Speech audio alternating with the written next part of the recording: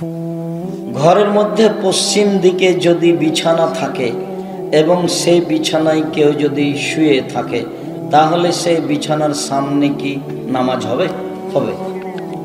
আয়েশা রাদিয়াল্লাহু তাআলা একবার কেবলার দিকে এভাবে মাথা করে শুয়ে আছেন। আল্লাহ রাসূল যখন সিজদা করতে যেতেন তখন আয়েশার পায়ের উপরে এভাবে আঘাত করতেন, তখন পাটা টেনে নিতেন আয়েশা রাদিয়াল্লাহু তাআলা। সিজদা করার পর যখন আবার আল্লাহ রাসূল দাঁড়িয়ে যেতেন তখন আয়েশার আবার পাটা বাড়িয়ে দিতেন। চৌকিটা যদি থাকে এভাবে কোনো সমস্যা নেই। আমি মনে করছিলাম যে তুমি জিজ্ঞাসা করছো যে পা কেবলার দিকে পশ্চিম দিকে পা করে শোয়া যায় কিনা। হ্যাঁ, পশ্চিম দিকে পা করে শুতে হবে।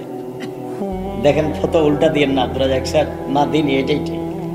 শুধুমাত্র কেবলা ঠিক করতে হবে পেশাব পায়খানায়, আর শোয়াতে হলো ডান কাতে। কোন দিকে পা আছে এটা হিসাব নেই। শোয়ার সুন্নাত কি? ডান কাত দোয়া, বাস শোয়ার সুন্নাত শেষ। পা পশ্চিম দিকে না মাথা পশ্চিম দিকে হিসাব নেই। পেশাব পায়খানা কি? পশ্চিম পূর্ব যেন না হয়, উত্তর দক্ষিণ হতে হবে।